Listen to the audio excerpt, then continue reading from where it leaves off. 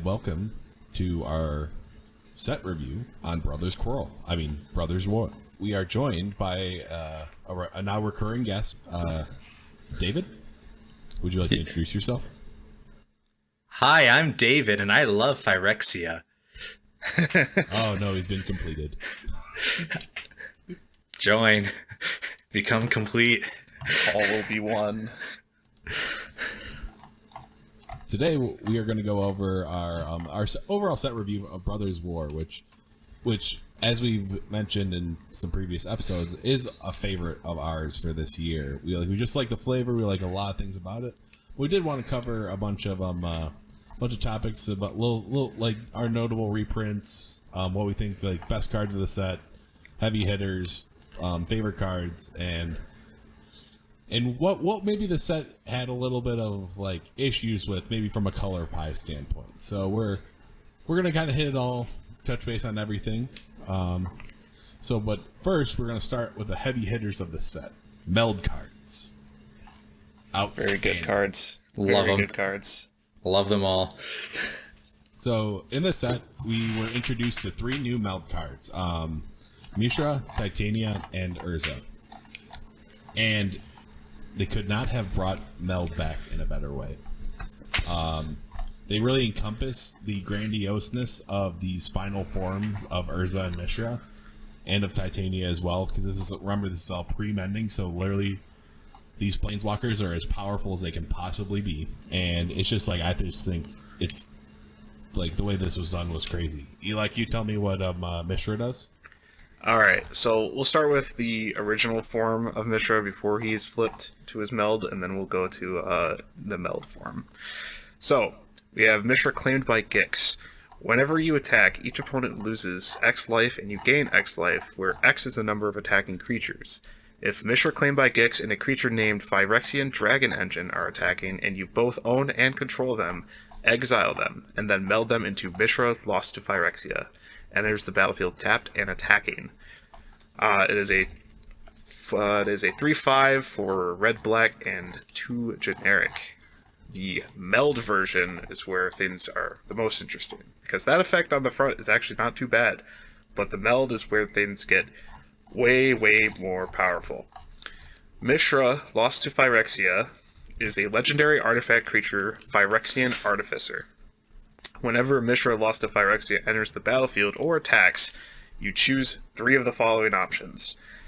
You have target opponent discards 2 cards, Mishra deals 3 damage to any target, destroy target artifact or planeswalker, creatures you control gain menace and trample until end of turn, creatures you don't control get -1/-1 until end of turn, or create 2 tapped Power Stone tokens. It is a 9/9.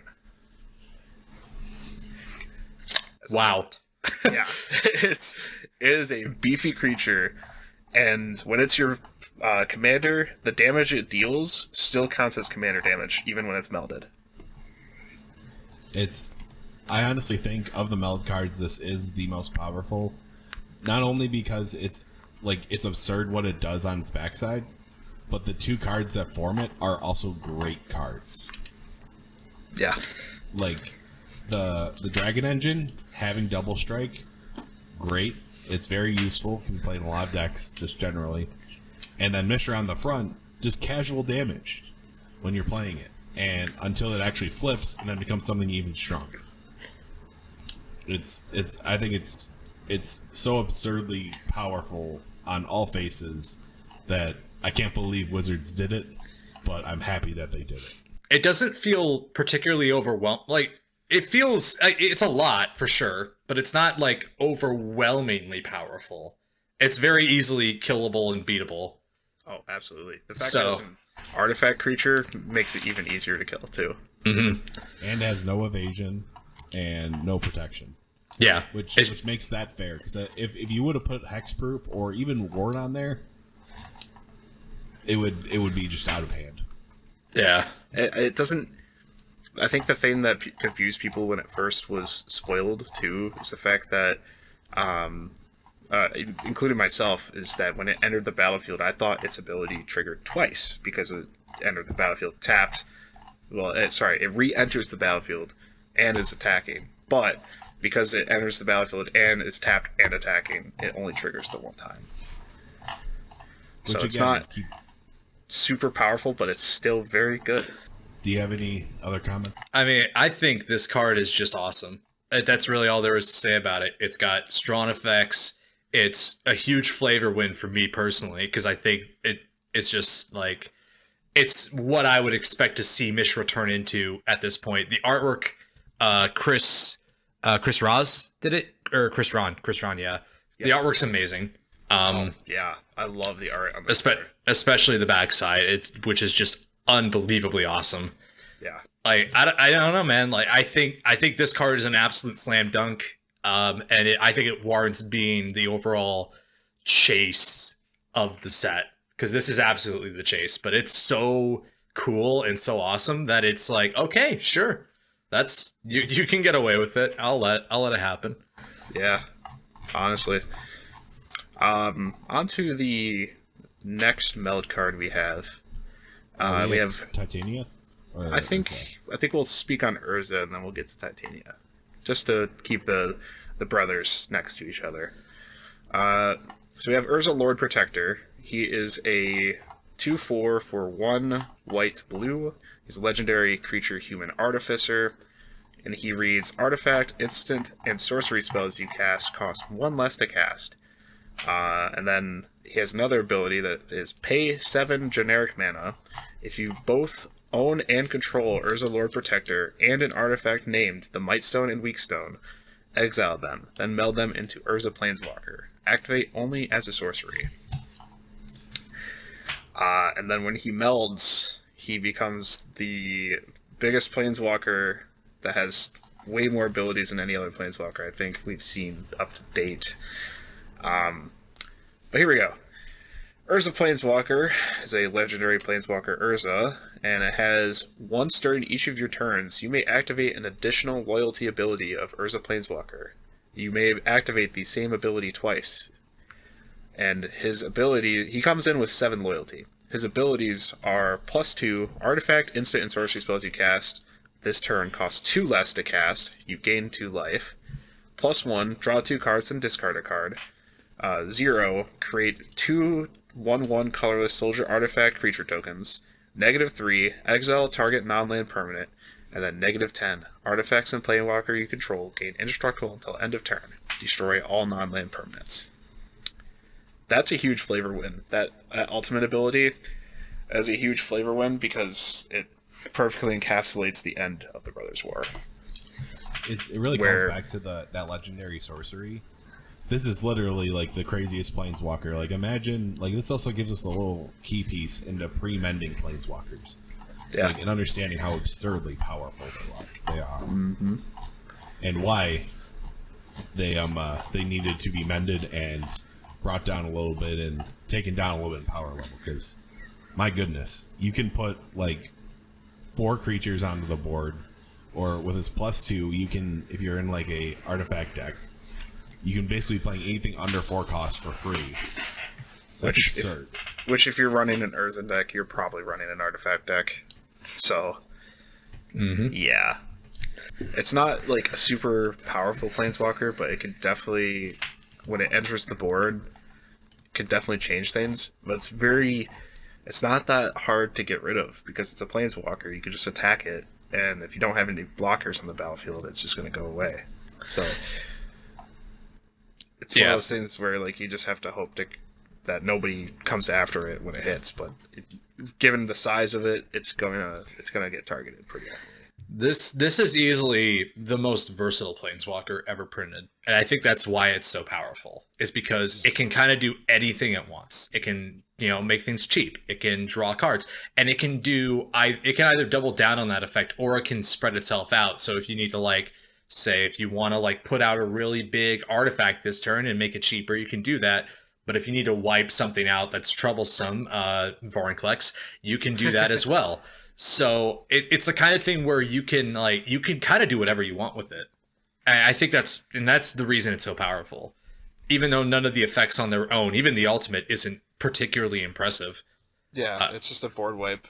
Yeah. I think the fact that, let's say I can flood the board on turn 1 with, like, I can basically storm off with 2, increasing it twice with all my artifacts, and then the next turn minus 10 it, and then draw more cards. Is like the idea of that is like I can ultimate and then do something, and this ultimate is nothing to slouch at. Yeah, it's not weak.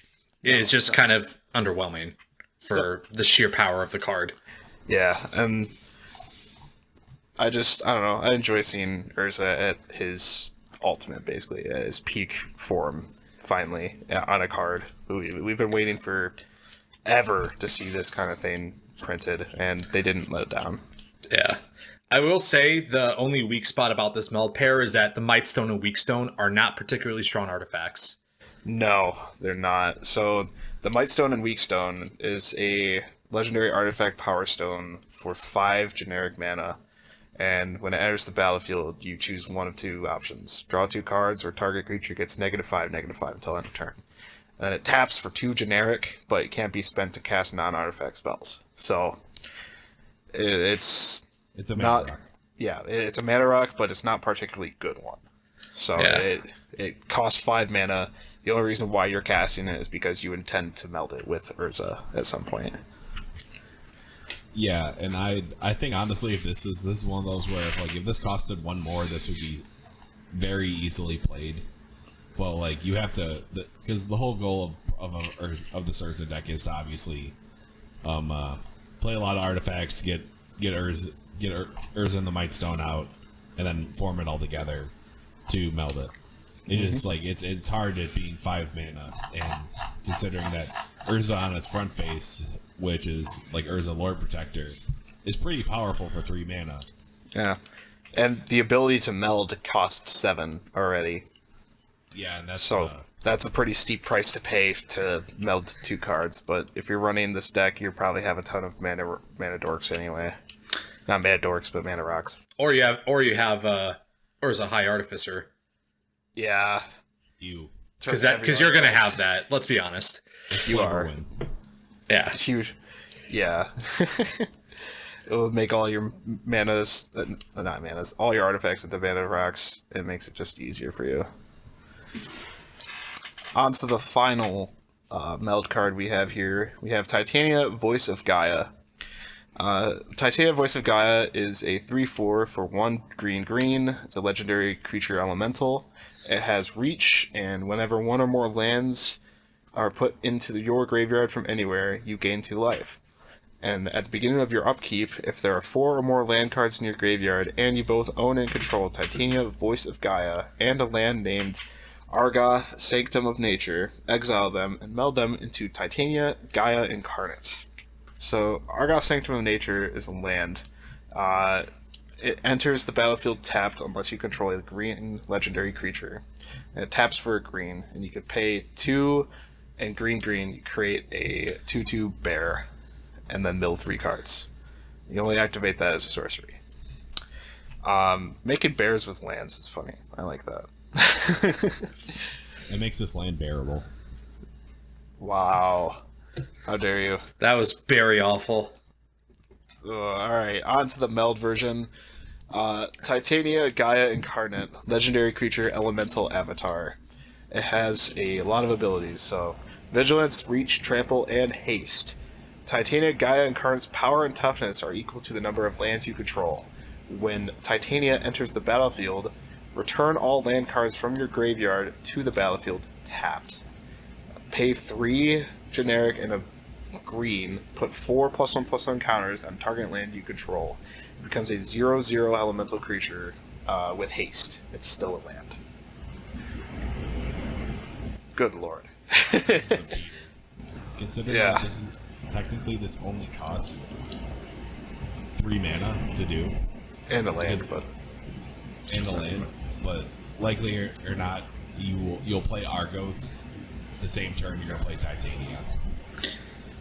This card is a win condition for any Get Rock monster deck, hands down. This card is unbelievably powerful in the hands of a graveyard recursion strategy with Scape Shift, Crucible of Worlds, the standard like land reclaim package.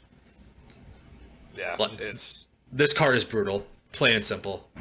it's an extremely efficient creature that also has reach on its front. That gains you life, and let's be real, this is the easiest to meld of any of them. You can meld this realistically in a ramp deck on turn 3 or 4. Hands down.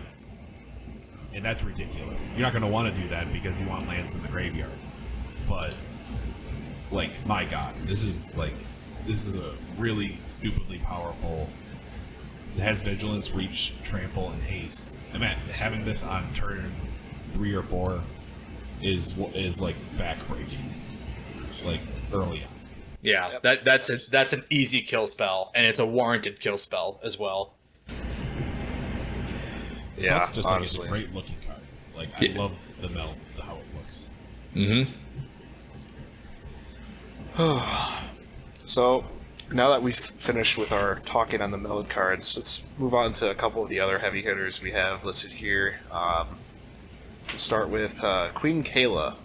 We have Queen Kayla Bin Krug is a human noble 2/3 for 1 red white, and it is a legendary creature. You pay 4 mana to tap it and discard all the cards in your hand that draw that many cards. And then you may choose an artifact or creature card with mana value 1 you discard it this way. Then you do the same for 2 and 3 and bring those back to the battlefield. You only activate that ability as a sorcery. I think this card is absurd. This is a crazy Boros card. Yeah, for Boros, this is this the best Boros commander? It's close. It's really close. I think Winota still beats. Yeah, Winota's more powerful. It's got more top end. Sure. In terms of a low to the ground strategy, which is very easy to go around, like this goes up to 3 mana. There's a lot of powerful creatures and artifacts for 3. This not only can ramp you, it gets creatures on the board to protect her. It draws you cards. It gets out things out of your hand when you don't want them in there, and you draw that many cards. Like it's not just like pick up that many cards. It specifically says draw, which is kind of crazy. You're wheeling every single time. Yep. And it helps you dig through your deck really fast that way, and it can get out of hand if you can activate it more than once a turn if you're careful enough. The thing that stands out to me is that this can recycle basically any key card that can go into your graveyard. And there's a lot of key cards in the 2 and 3 slot, especially, that can easily be cycled in red-white, like Dockside Extortionist. You know, you sack that baby, you get it back in your hand, and then boom, you can create all the mana you want in Boros. Like this card is actually. Go ahead. So the way that this works is you may choose an artifact or creature card that you discarded this way. Ah, okay, I see. Yeah, you have to discard. I did not read the card. That makes it slightly worse, but I don't think it's that much worse because you're still getting strong incremental value and you're putting cards onto the field as well. If you build this correctly, which is very easy to do, once you hit 4 mana, you are essentially accumulating 2 mana of value every time you activate her ability. Yeah. If you actually have designed this to where you are hitting it at least most of the time, even if you're only getting 5 or 4, you're still getting your mana value that you spent to tap her, and just continually doing that, just getting more and more things on board. Which this honestly can get pretty out of hand if you have an impact tremors. If you do when you can more focus in on the creature strategy than the artifact. It's ways to get if you stack this full of the I think it's Iron Mirror and the other different mirrors, it's it'll ramp you and get artifacts on the board. This not only helps with ramp, it helps with just more bodies on board, and just it helps you get rid of all these useless lands once you get mid game too. I think this card in particular goes very well in an Osgir the Reconstructor strategy, where you're trying to fill your graveyard anyway, and you're just incrementing the value by getting things out before they need to be, copied again using Osgir's ability. So I just personally like that one. The next card we have on our list here is Calamity's Wake. secretly pretty good card. Calamity's Wake is a instant for 1 and a white, and it reads exile all graveyards.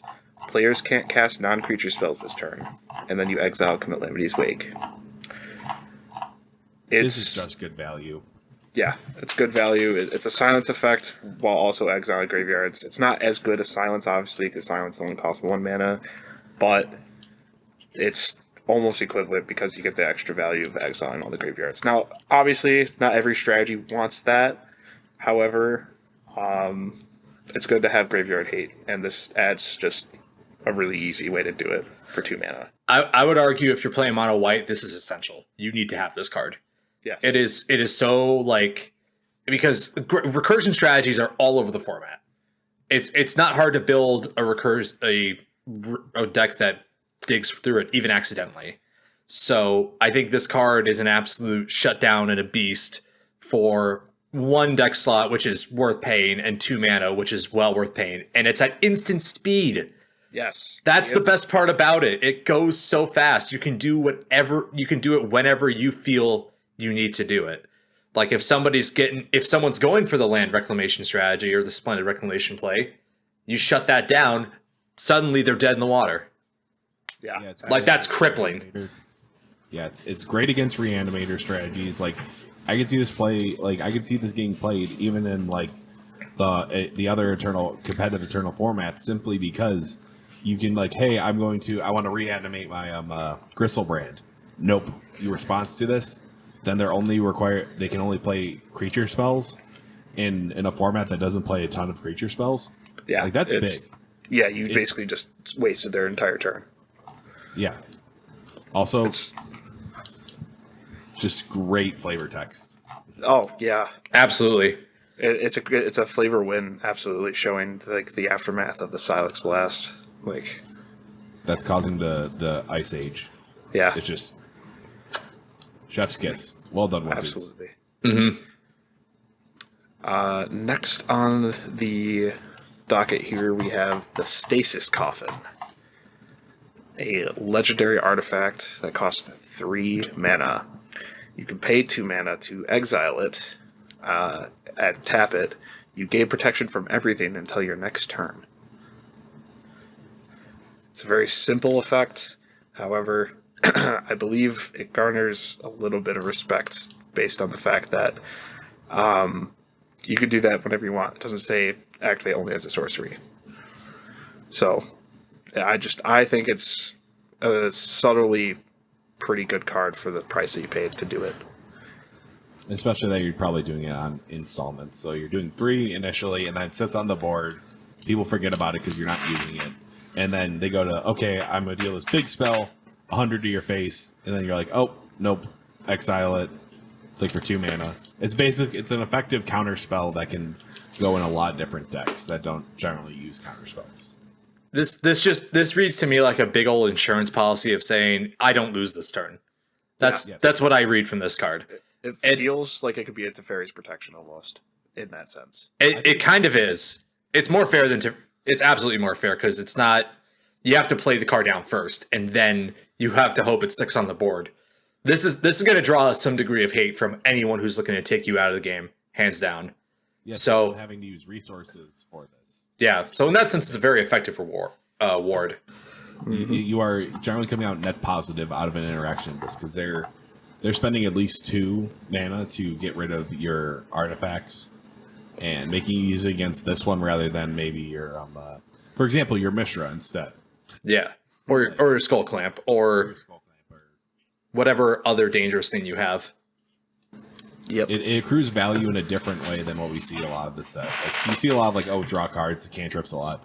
This is like a lot more of a defensive, this will draw the right amount of hate so they don't use it on me. Mm-hmm. Next up, we have our boy back again, Teferi. Yeah, you just can't seem to get away from him. He just always shows up.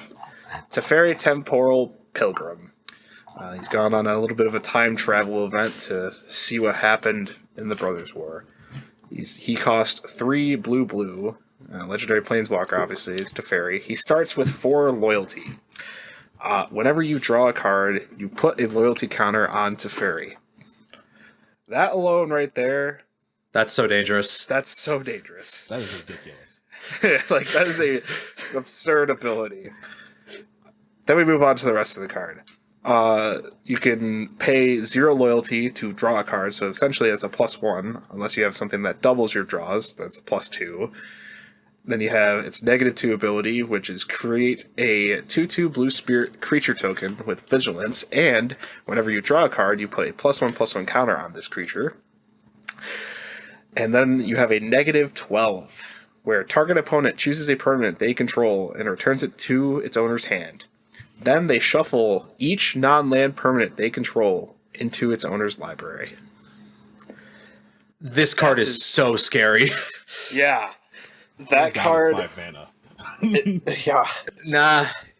Hero Dominaria didn't say that. Yeah, but Hero Dominaria did a lot more things with worse things than this card does. Yeah. I don't know. I'm sort of of two minds about it, because, like, this card has insanely built-in defense mechanisms in the form of creating the 2/2 spirit that incrementally grows as the game continues. Which is the crazy part about that. Yeah. It also grows with the fairy. Yeah. Yeah. The 2 scale with each other directly. This card is This card honestly is a must put in for any aspiring wizard deck out there.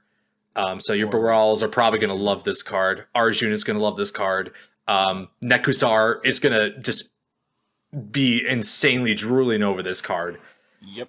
All card draw strategies in general are enhanced by this card existing, because the ultimate is just backbreaking, and you can get there very easily if you're focused hard enough. It really isn't that hard to be focused. You play a brainstorm with this card. You basically pay 1 mana to increase his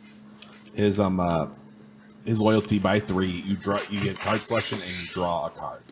And that's so worth it. Mm-hmm. It's just insane. And Teferi has only missed like once or twice on a Planeswalker card that he's been on. This is not a miss. This is another hit for him, and another card where we look at it and we're like, why is Teferi always a broken Planeswalker? Time, man. Time is always too powerful. Yeah. Someone voted time and expropriate, and why did they give it to Teferi? That's Teferi time. why'd they do that. The final heavy hitter of the set comes from actually the Commander decks. I believe this is from the Urza deck. We have Sanwell Avenger Ace. It is a human pilot 3/1, cost a white and a generic mana. As long as an artifact creature you control is attacking, prevent all damage that would be dealt to Sanwell Avenger Ace. Whenever Sanwell becomes tapped, exile the top 6 cards of your library. You may cast a vehicle or artifact creature spell from among them, and then you put the rest on the bottom of your library in a random order. I think this is a must in any vehicle strategy. Absolutely. Sneaky good card. And it has the very key creature type of pilot, which is being a lot of support lately, which makes it really, really strong. Because they'll generally crew for more than it's worth, and it's a 3/1. So effectively, for most times you'll have him out, you'll be able to crew 5 for 1 creature. Yeah, you said it, Jerry. This card is literally what every vehicle strategy needs. It is a strong, small body with good value, and it can acquire, incredibly dangerous vehicles like Panharmonicon 2 or Heart of Kiran very easily. Mm-hmm. Yeah, this is one of the ones that when I was looking through, I'm like, how is this a card? It is absurd. This is something that obviously it snuck under a lot of people's radar, but I think that it made a strategy that's becoming very strong, especially since the Kamigawa pre-con that was released. I think it's just made it it's made the entire vehicle strategy just a lot more powerful, a lot more efficient.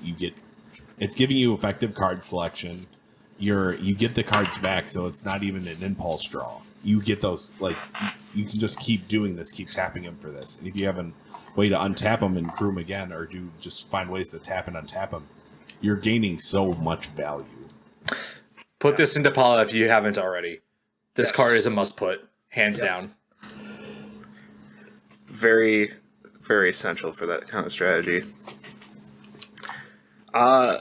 Moving on, we're gonna speak a little bit on some of the overrated and underrated cards of the set. Sherry, I'll let you take the lead on some of these.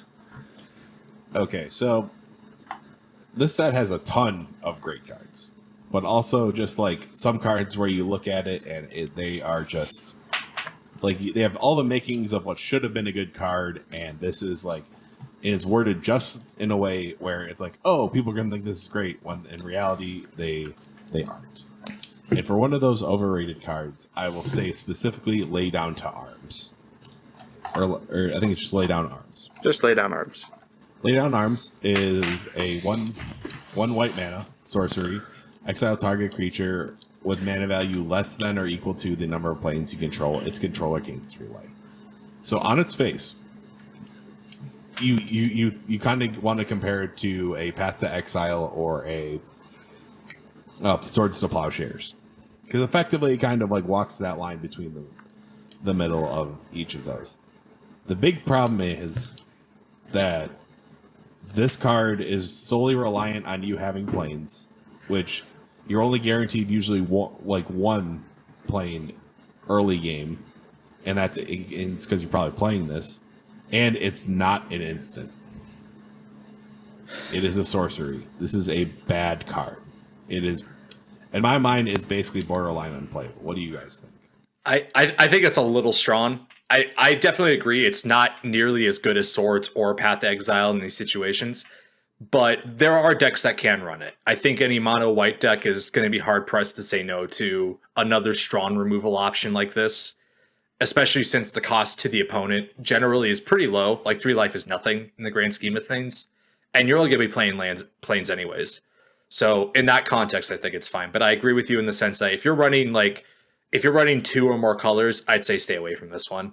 Absolutely, yeah. It's not worth running if your land base isn't all planes, because in this case it makes it very limited on the things that you can hit, and also having to do this at sorcery speed is a little clunky, just because normally with removal spells you want to be able to interact when you need to. So Yeah, having to do it on your main phase doesn't feel great.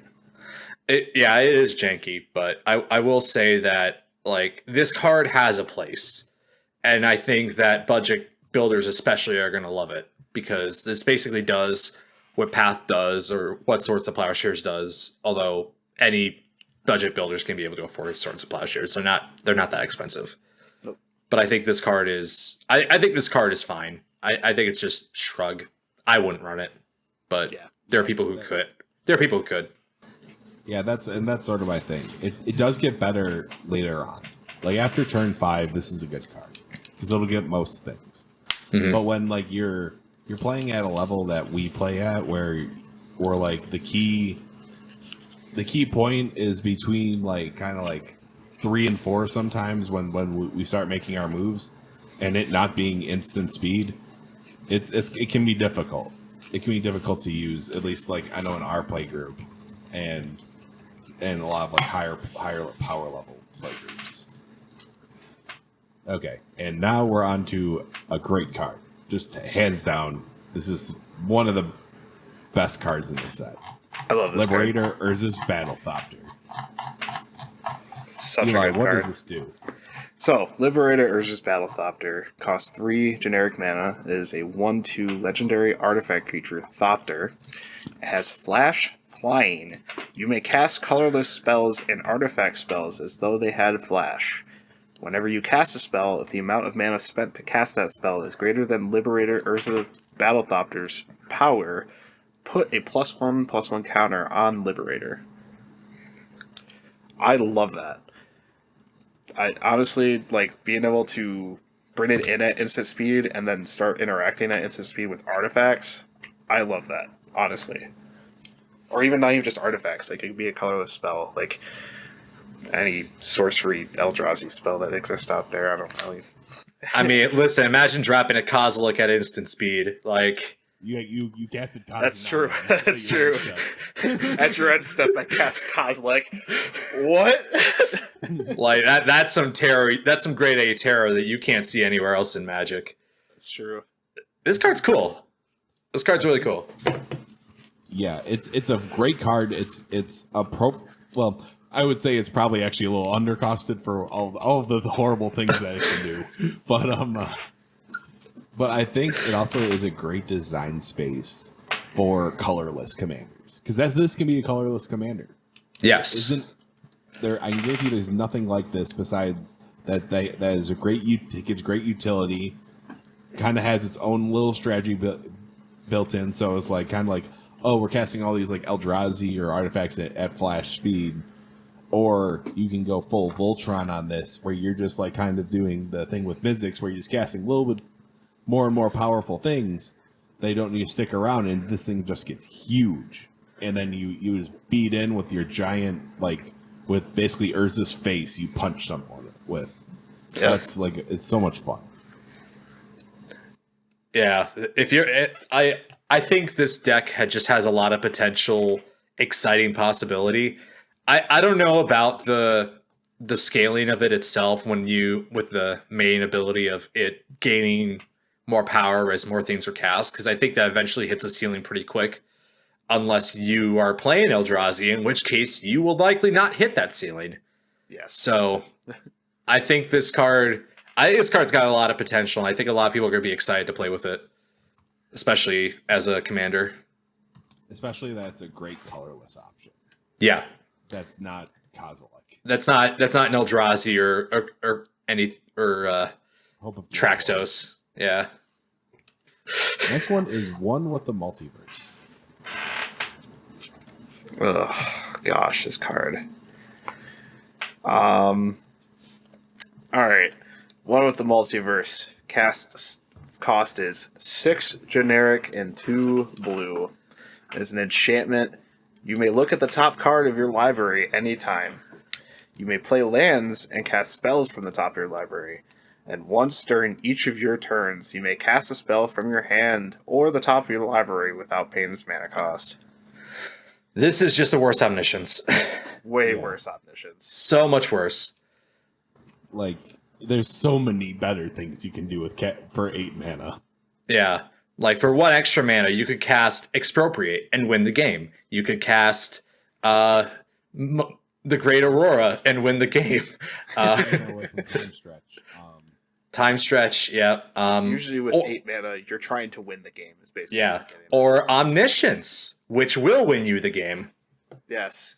Like, this card, I just don't see the value of this card in any way outside of maybe the Future Sight thing. But just play Future Sight. It's cheaper. It's like 5 mana, and it's cheaper. Yeah. This card is somehow $3, and I don't understand it. This should be. Or you could just play the Reality Chip and get the same effect, but also have a creature and an artifact. It's just. This card's just too narrow. That's really what it is. It does. It's overcosted. Does things that are too narrow. I can play the new Joda for 5 mana and get 2 cards worth of value, which is potential. Which can not only get me more than playing this card, it can also probably get me towards ending the game. This card does not end the game.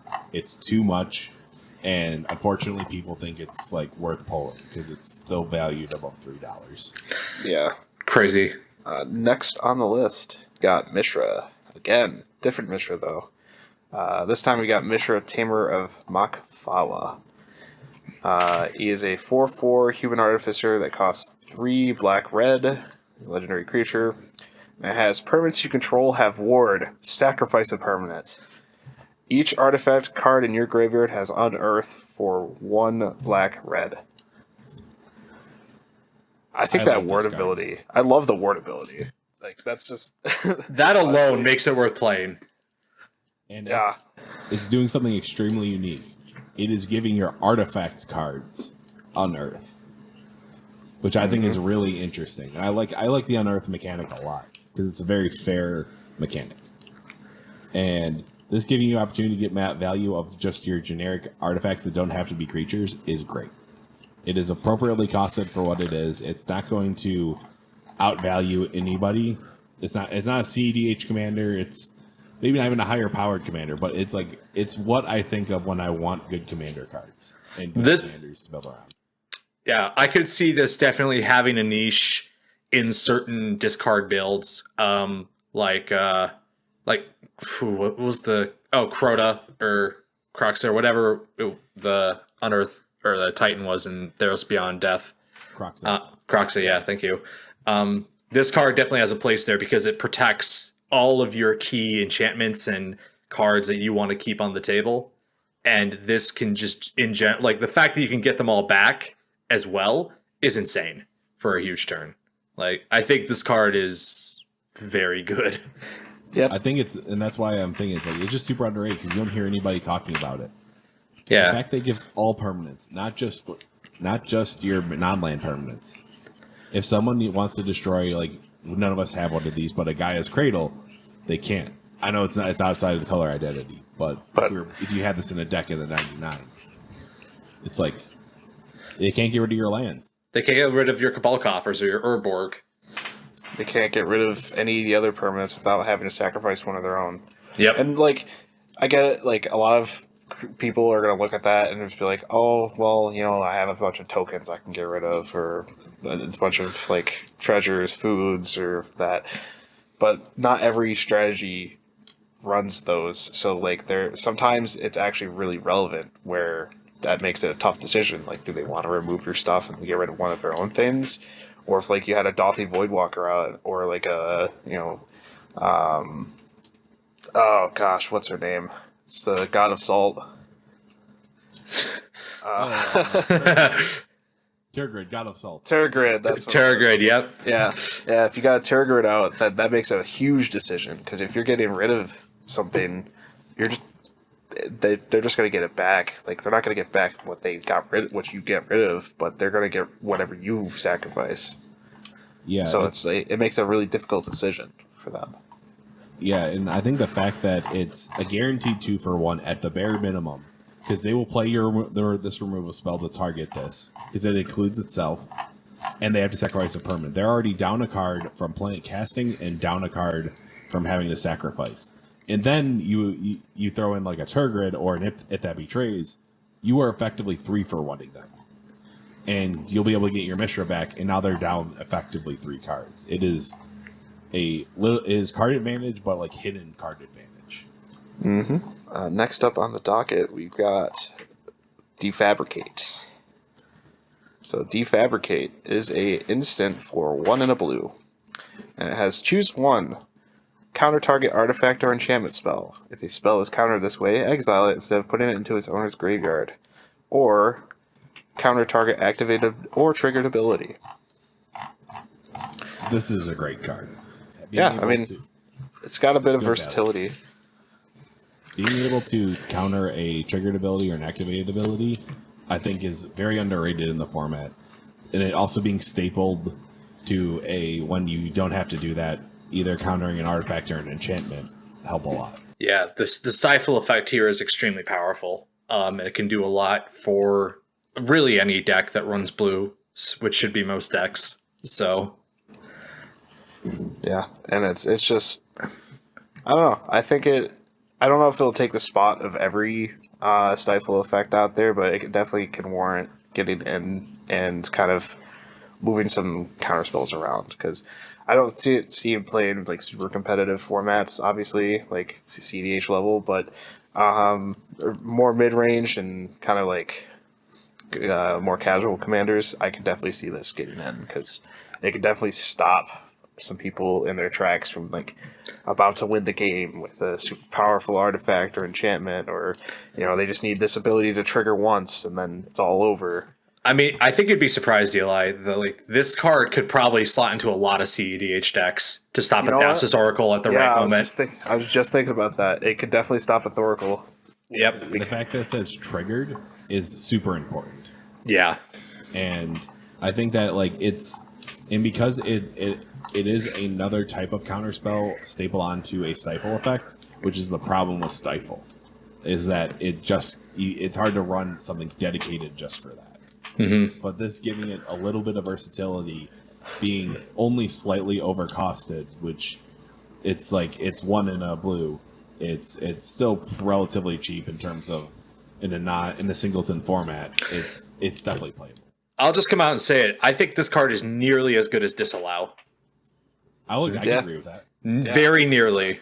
Like, this card, I think, has the same versatility, but a bit more limited with the artifact and enchantment restriction. Yep. But at the same time, you also exile the card as well, which is mad powerful. Yeah, absolutely. Like, honestly, that's one of my favorite things about, like, if you have, like, a Force of Negation that gets cast off.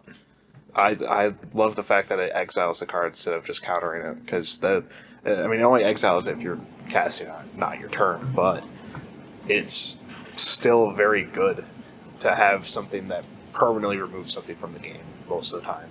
Yep, and most anyone's going to run an enchantment or an artifact. I'm looking at you, Soul Ring. Target their Soul Ring, get salt. Love it. Yeah, I'll counter your Soul Ring. Or counter the next thing on our list, Urza Silex. Oh, you absolutely counter that. Yeah. So, Urza Silex, legendary artifact, 3 mana. And you pay 2 and a white to tap it. You exile Urza Silex. Then, each player chooses 6 lands they control. Destroy all other permanents. Activate only as a sorcery. When Urza Silex is put into exile from the battlefield, you may pay 2 mana. If you do, search your library for a Planeswalker card, reveal it, put it into your hand, then shuffle your library. They did it. And destruction we needed. That I was going to say, the cowards finally did it. Yep, Land Destruction got a massive card. And if you're running Planeswalkers, it just happens to help you out. Which, if you're in mono white, you're probably not running Planeswalkers, not gonna lie. You're probably running a couple Gids here or there. I would expect that. Or an Elspeth. Or Elspeth, yeah. That's that true, too. that's true. Yeah. So there's definitely value in the secondary effect. But yeah, you're buying this for the Armageddon. And it's a good Armageddon. Like, this is as fair as... Because honestly, destroying all lands only usually benefits one person. And that's the person who plays Windgrace like I do. and it's just, to me, it's fair. It keeps the game from just stalling out. But also, it's like, hey, I'm destroying everything because all these like world-ending effects, like your planar collapses and balance, don't affect planeswalkers. This kills planeswalkers. Yep. It's beautiful. I will say the fact that they could only act as sorcery speed is a bit of a downside for me. As it's supposed to be. Yeah. It's just like the kind of thing where you just wonder, man, what if? I really wish it was what was an instant speed, but maybe when alchemy comes to paper magic, we'll get it. Ugh. Alchemy to Don't magic. even go there. I mean, they've just been putting activate only at instant speed. Only at sorcery speed on just about any card that could be considered even halfway powerful. Because they're just like, oh yeah, take a look at this card. Now it's way worse because of those last couple words at the end of it. Still a good card though. Does anyone have any other overrated or underrated cards? I've got a couple that I looked up here. I'm gonna single out a cycle this time. So I'm gonna specifically call out the golem / construct prototype cycle. So yeah. They do a variety of different things. So I don't feel like it'd be worth it to go into the individual effects. But I'll the generic Overdue. Like are they prototypes or? So all of them have prototypes. All of them are mythic level. All of them cost like a varying degree of mana, but at least 5 to cast. And they generally have very impactful effects. The one that stands out to me the most is probably Phyrexian Fleshgorger. 7 generic mana, artifact, creature, Phyrexian Worm. Has prototype for 1 black as a 3/3. And it comes in as a 7/5 with Menace, Lifelink, and a ward effect, which is pay life equal to its power. I think that's actually getting a lot of play in Standard, and I think it's hitting Pioneer too pretty hard. Yeah, I but think that's the best one of the cycle. it is easily the best one of the cycle. But I think all of them have their uses in certain decks, and all of them can do varying unique things. Arcane Proxy especially stands out to me as being a must-have for any clone deck, because you can just get it onto the field however you wish. I think it's been compared to Snapcaster Mage. Yeah, it's definitely Snapcaster-esque. It's got similar mana cost and a similarly powerful ability, so I definitely see the comparison. But yeah, I think all of them can be slotted into certain decks pretty easily. Arcane Proxy loves the Spellcaster strat. Phyrexian Fleshgorger, if you want a big Yargle partner beater, you can definitely get one there. But like those are Yargle, yummy. But those are the two that stood out for me. I think I have another overrated, and it would be Temporal Anchor. Or the Temporal Anchor. It is a 3 generic blue legendary artifact. At the beginning of your upkeep, scry 2. Whenever you choose to put one or more artifacts on the bottom of your library while scrying, exile that many cards from the bottom of your library. During your turn, you may play the cards exiled with Temporal Anchor. Lame.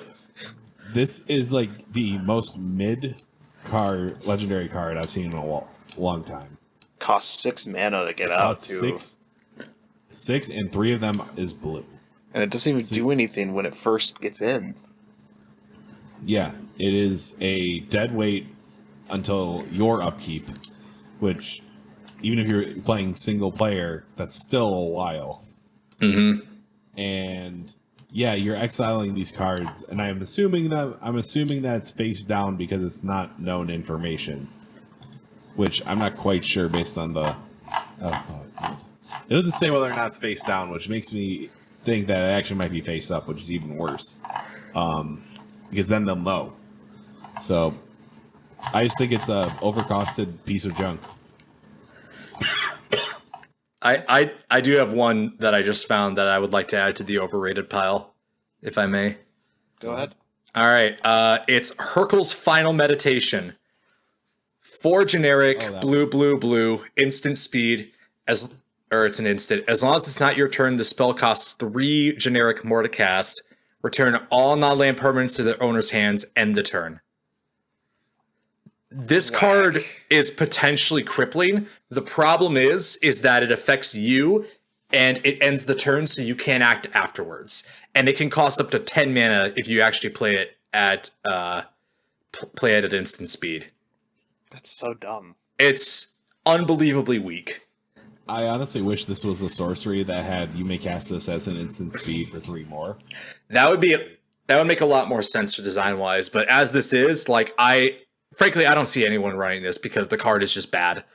Yeah, but I love end of the turn effects. Yeah, I do too. But I think this particular one, like, if you're doing a massive wipe like that, I think this one just doesn't add up.